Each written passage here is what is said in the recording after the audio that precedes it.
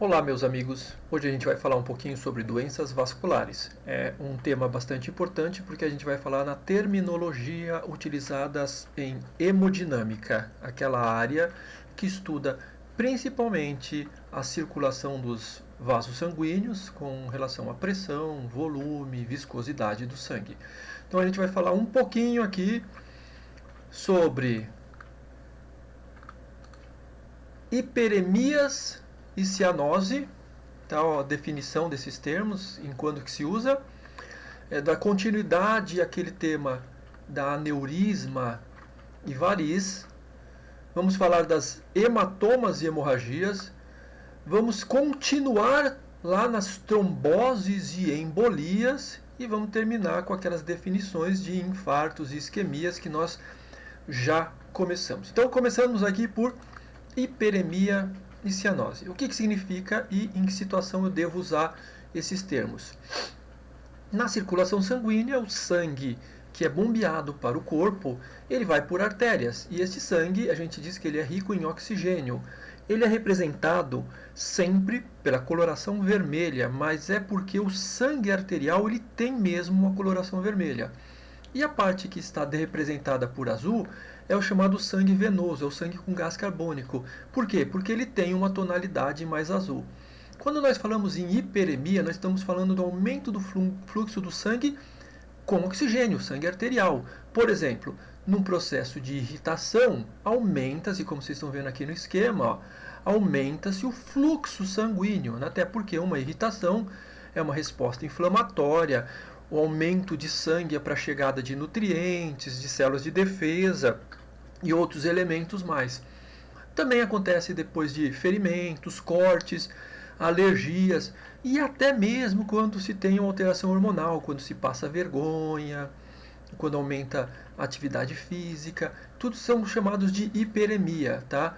A hiperemia mais comum que a gente fala é o eritema. Eritema é um tipo de hiperemia, isso aqui é um eritema que está se formando na perna do indivíduo, tá? E a cianose, ou também congestão venosa? A congestão ou cianose é o contrário. É quando o sangue que está tentando voltar, ele está congestionado, e olha o que acontece, ele não consegue voltar. Só que o sangue que está voltando, ele já passou pela troca gasosa aqui, né? Ele já deixou o oxigênio nos tecidos e captou gás carbônico. O que acontece no indivíduo? Olha o que acontece. Uma coloração mais azulada ou roxa, cianótica. Tá?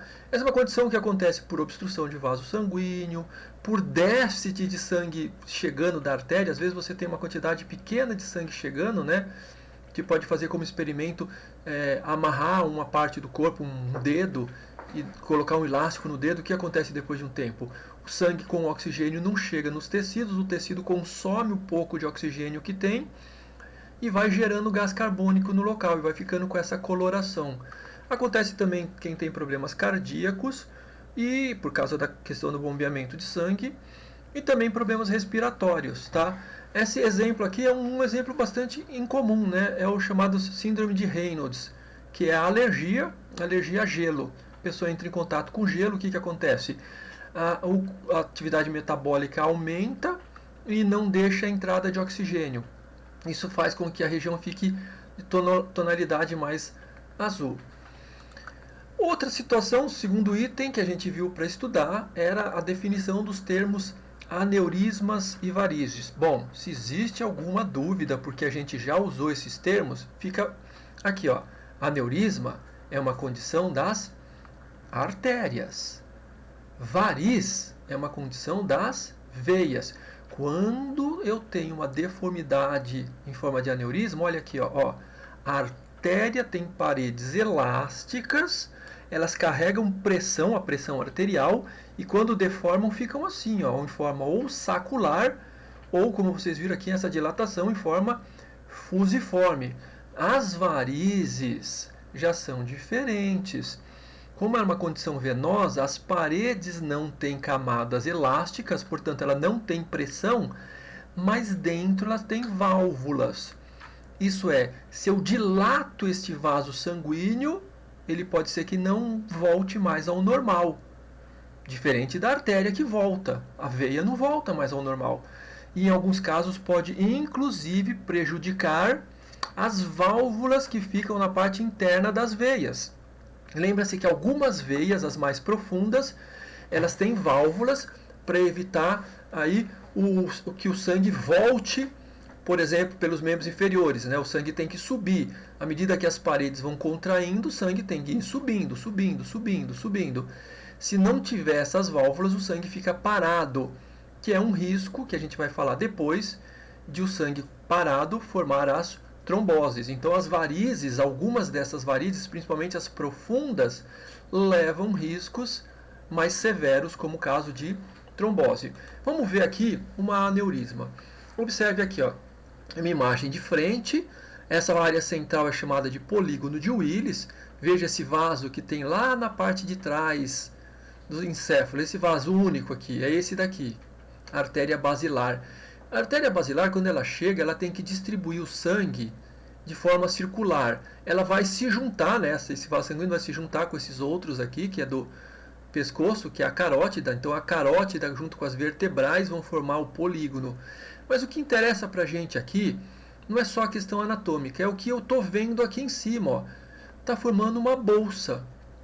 Esta bolsa que a gente está vendo aqui, observem, ela não é visível aqui. Por quê? Porque não existe essa bolsa. Esta bolsa é uma deformidade. E como esses vasos sanguíneos representados em vermelho são artérias, esta deformidade será chamada de aneurisma. Numa visão de perfil, seria assim, ó, a carótida subindo. Nesta região aqui, ó, que o sangue tem que se espalhar, olha o que está acontecendo. A dilataçãozinha aqui. Esta dilatação não deve aparecer aqui. Tem que ter o formato do vaso indo em direção ao corpo. Tá? E aqui o que está acontecendo? Dilatou. É um aneurisma. Esses dois aneurismas desenhados aqui, eu achei interessantes. Eles são aneurismas provocados por crises de hipertensão. Tá? Pessoa que é hipertensa não gosta muito de se tratar, não quer se medicar, e com o passar do tempo corre sérios riscos de formação de aneurismas. Mas alguns aneurismas as pessoas já nascem com eles, tá? Os aneurismas tradicionais nascem com eles. Existem alguns aneurismas também por causa de trauma, né? O indivíduo toma uma pancada e um vasinho desse daqui pode se deformar, tá? Existem muitos aneurismas de traumas em membros superiores, como mão, antebraço, braço, por causa de traumas. Agora, as varizes. Bom, vamos lembrar, veias existem superficiais, olha o exemplo aqui, ó, essas veias são superficiais, né? A safena magna que está aqui, ó, é uma veia superficial. Existem profundas, que é o caso da safena parva, junto com as veias femorais. Olha, quando tem deformidade das veias, a superficial a gente vê as varizes superficiais, mas as profundas não. As profundas muitas vezes eu preciso fazer isso, ó, fazer um exame de contrastes. E tá vendo o que está acontecendo aqui? Algumas deformidades do vaso sanguíneo. Aqui é bem visível nessa região. O que está acontecendo? Está acontecendo isso, ó. O sangue que deveria subir e obedecer o funcionamento das válvulas está voltando, e com o passar do tempo cria um ferimento aqui. O ferimento vira uma calcificação, vira uma obstrução, a circulação vai sendo prejudicada. O sangue desce e na hora dele voltar pelas veias, que é, né, as veias vão fazer o quê?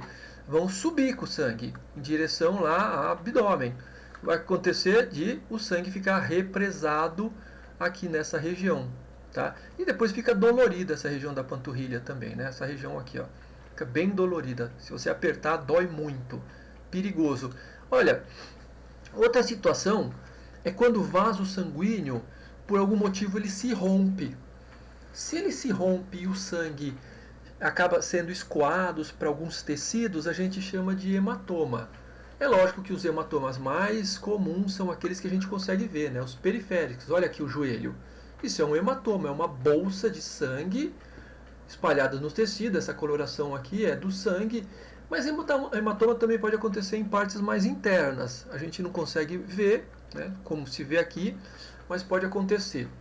Tá? Então, acumulou sangue em um tecido, ou em algum órgão, em alguma parte do corpo, esse acúmulozinho vai ser chamado de hematoma. Já as hemorragias é o termo que a gente usa para perda contínua do sangue. Para lembrar aqui que não é por questão de quantidade.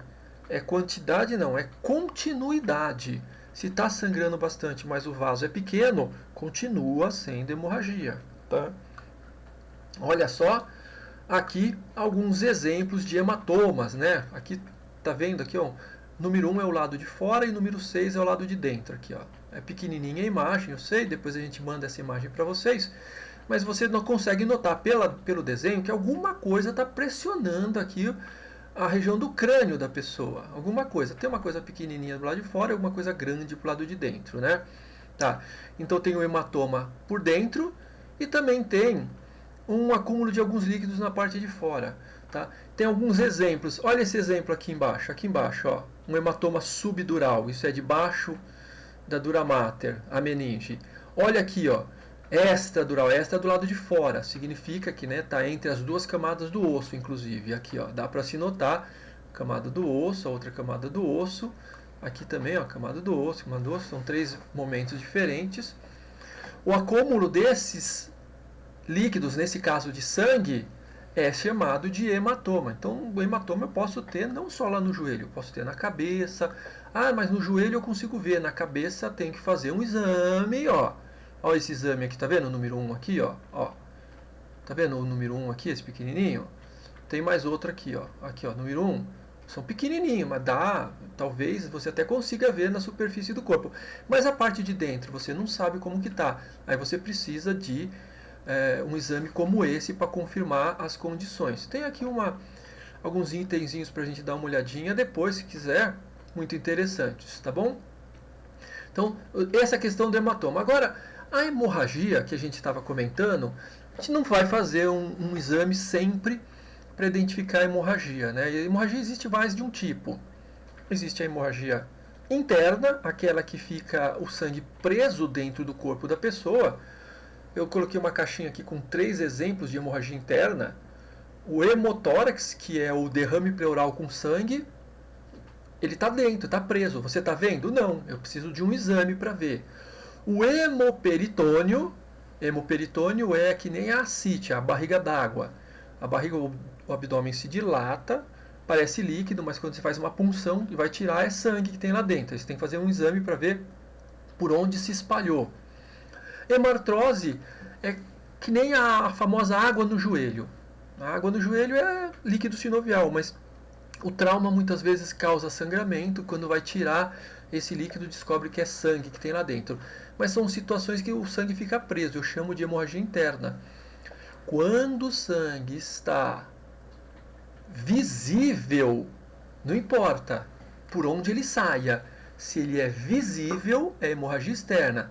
Então, se eu cortei o braço, estou vendo sangue, não para de sangrar, é contínuo, é externa, não importa o quanto de sangue saia. Olha os exemplos aqui. Epistaxe. Epistaxe é sangramento pelo nariz. Está vindo de dentro? Mas eu estou vendo. Se eu estou vendo, a epistaxe é uma hemorragia externa. A otorragia, né, o sangramento pela orelha, também é externa.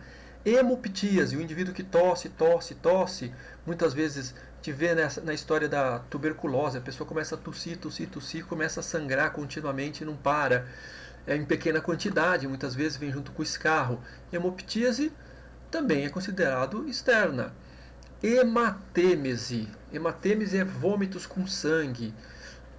Hemorragias causadas ou por uma úlcera no estômago, né? Uma úlcera pegou uma veia e ele não parou de sangrar, vai ser uma hematêmese. O cara vai vomitar, ele não consegue continuar o processo de digestão normal, né? O sangue não consegue ser digerido facilmente. Então o indivíduo tem vômitos. Às vezes também na hematêmese é por causa de ferimentos no esôfago, principalmente varizes esofágicas causadas por pessoas que têm problemas no fígado, né? A cirrose, tá? Cirrose alcoólica. Então a hematêmese, as varizes dentro do esôfago se rompem, né? É igual às varizes que se tem na perna, ela também pode se romper e a pessoa começa a vomitar.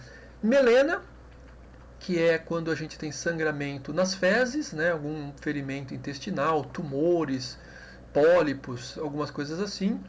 a metrorragia, que é vaginal, de conteúdo muitas vezes uterino, né? Ferimentos de endométrio, miomas que a gente vai estudar já nas próximas aulas, né? Mioma uterino pode formar isso daqui. A endometriose, às vezes, também maltratada, também pode gerar alguns sangramentos.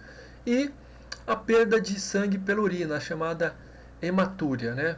Hematúria é urinar com sangue. Também vai ser um outro tema que a gente vai acabar estudando por causa de cálculos renais, tá? Pedra nos rins.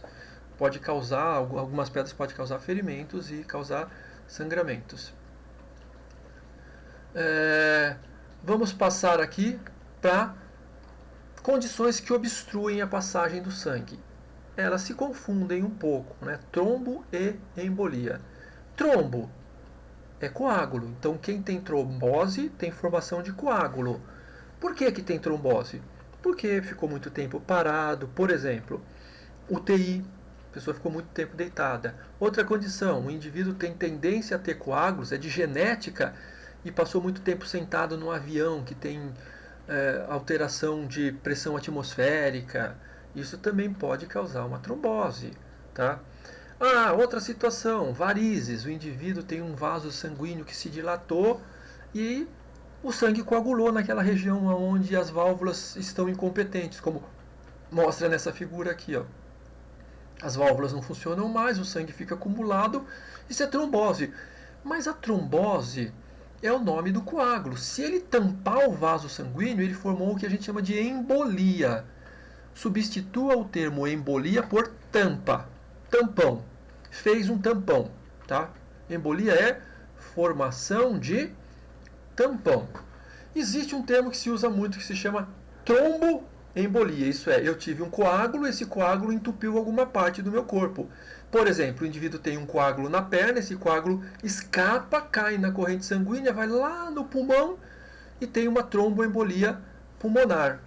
Porém, existem outras formas de ter embolia que não são por trombo. Por exemplo, o indivíduo sofre um acidente, tem uma fratura do fêmur, o fêmur tem gordura dentro dele, né? A medula amarela é uma gordura que obstrui vaso sanguíneo. E essa gordura cai na corrente sanguínea, acaba caindo em circulação, e na circulação começa a tampar vários vasos sanguíneos, inclusive o pulmão. É extremamente perigoso a embolia gordurosa, a embolia causada por gordura óssea que tampa os pulmões. Outra situação também que a gente já escutou falar é alguns erros, né? As pessoas cometem erro, em vez de colocar glicose na corrente sanguínea, colocou glicerina. Mas glicerina não corre junto com o sangue, ele é incompatível. Ele vai entupir todos os vasos sanguíneos dessa pessoa. Já devem ter escutado falar em bolhas de ar. Bolha de ar também, né? Se eu injetar ar dentro da artéria do indivíduo ou dentro da veia do indivíduo, eu vou embolizar esse indivíduo. Então, a gente tem várias maneiras de embolizar. Aqui estão um exemplozinhos para vocês, né, de uns vasos sanguíneos totalmente deformados, né, essas flebografias. Flebografia é o contraste das veias, tá? Quando a gente fala de contraste das artérias, a gente usa o termo arteriografia. Quando fala de contraste de veia, fala de flebografia. Aqui essa flebografia, desculpa. A flebografia está completamente deformada. Aqui a obstrução de uma artéria que não deixa o sangue subir para uma região do encéfalo. O que acontece? Vai faltar o sangue com oxigênio nessa região. Esse daqui é uma coisa interessante, tá? É uma artéria aqui, essa área mais escura, e esse catéterzinho é porque durante o exame já foi feito o tratamento para dissolver este coágulo. Isso é um trombo. E aí vai dissolvendo, dissolvendo, dissolvendo e o sangue vai voltando a circular normalmente, tá? Então aqui está um vaso sanguíneo para saber aonde está o trombo, é injetado o contraste. A gente nota aqui que ele está sendo dissolvido. Muito interessante isso, tá? O que uma pessoa então tem embolia? Tem por trombose, que é a formação dos trombos, tem por ateromas, que é aquelas gorduras de transportes naturais da corrente sanguínea, gordura, principalmente a gordura óssea, que a gente discute bastante, Também existe por micro-organismo, né, acúmulo de bactéria, bacteremia, sepsis, eles vão entupindo vasos sanguíneos. Existem algumas condições que a gente chama de vegetação, né, micro-organismo vai formando em algumas partes do corpo, principalmente no próprio coração. Dentro do coração, às vezes por contaminação das válvulas, os micro-organismos vão tampando aos pouquinhos o coração. E também por chamados produtos internos, aqueles que a gente injeta dentro do vaso sanguíneo, da veia em geral, mas pode ser também dentro de uma artéria. O último item que a gente ficou de estudar eram os infartos e as isquemias, porque os dois termos eles parecem ser as mesmas coisas, mas não são. Infarto, eu estou me referindo ao tecido que morreu por falta de oxigênio e de nutrientes. Quando eu uso a expressão isquemia, eu não estou dizendo que o tecido todo morreu ou talvez nem tenha morrido. Por quê? Isquemia é o sofrimento do tecido. Existe isquemia parcial, existe isquemia temporária, né, que é uma isquemia comum. Às vezes o indivíduo tem um acidente vascular cerebral isquêmico transitório, quer dizer, ele teve uma privação de tecido, mas voltou a circular. Então ele teve uma redução de oxigênio, a pessoa sofreu durante aquele período, mas voltou ao normal depois, tá? Então vejam, são termos que a gente acaba utilizando. Mas em que situação a gente vai usar? Durante a profissão, quem for trabalhar principalmente com a área de hemodinâmica. Agora eu gostaria de aproveitar, já que nós temos que encerrar a aula, de mostrar uma curiosidade. Essa primeira curiosidade é que muita gente associa o infarto à morte de coração, tecido, infarto do miocárdio, por exemplo. Não, tem infarto intestinal, infarto renal, infarto cerebral. E aqui, ó, infarto ósseo, falta nutrientes aqui, morreu alguns tecidos. E esse outro aqui é um pouco mais difícil, né? Uma isquemia. O diagnóstico foi dado por um médico radiologista. Ele só de olhar a imagem ele identificou essa área aqui está com menos oxigenação. Bom, como ele viu isso, existe uma série de estratégias para isso. Mas é interessante saber que é possível você, profissional, fornecer esse material para o diagnóstico médico, tá bom? E a outra curiosidade é em cima de um vídeo. Vamos ver? Eu gostaria de mostrar aqui. Essa imagem aqui é um catéter. Isso daqui é um catéterzinho, né? Catéter é para injetar o contraste. E essas outras imagens é o osso, né? Coluna lombar. E aqui já é a sacral. Aqui embaixo já é a sacral. Essas bordas aqui é a crista ilíaca. Difícil de ver, mas quando a gente começar a mostrar a imagem, que eu injetar o contraste aqui em cima, vocês vão ver o sangue descendo. E quem conseguir observar, aí depois me diz que deu para ver o fêmur da pessoa. Por quê? Porque vai dar para ver, ó. Olha lá, ó. Injetou, olha só. Dá para ver o fêmur aqui? Quem não viu, ó, tá vendo? Ó, o contraste está descendo, tá descendo. Vamos fazer de novo uma segunda leva de contraste. Aí vai passar pela região atrás do joelho, a região poplítea. Olha que interessante, a região poplítea. Passou para a região da perna. Aí uma terceira fase, né? Mais uma injeção de contraste no finalzinho. Vamos ver aqui no pé. Vamos ver o finalzinho no pé do indivíduo. Tá aqui, ó, artéria plantar descendo aqui, tá? Levando sangue para toda a região. Não sei se vocês estão conseguindo ver, uma imagem bastante bonita até de um pé, tá? Se você não conseguiu ver, volta um pouquinho lá a imagem, vê 2, 3 vezes se for necessário. Mas o importante é que você consiga ver aí o membro inferior. E aí, como que eu sei se tem algum problema? Ué, o contraste vai ser obstruído. O vaso sanguíneo pode estar deformado. Então, se tiver deformado, eu estou vendo a artéria? Nesse caso é a artéria. Aneurisma. Se tiver obstruído, uma embolia. Se descobrir que a embolia é causada por um coágulo, tromboembolia ou uma trombose que o indivíduo tem, que é o menos comum. Aí se o exame não fosse uma arteriografia, fosse o contrário, fosse o exame subindo, fosse uma flebografia, Aí eu teria as deformidades dos vasos sanguíneos. Quais? As deformidades que a gente estudou foram as varizes. Tá? E se tiver entupimento? Também pode ter um entupimento causado por trombo. Mas está associado a uma fratura. Vamos verificar no sangue depois da pessoa que pode ser uma embolia gordurosa. Tá bom? Eu espero que você tenha aproveitado, tá? E a gente discute o resto mais tarde. Tá bom? Então, até logo!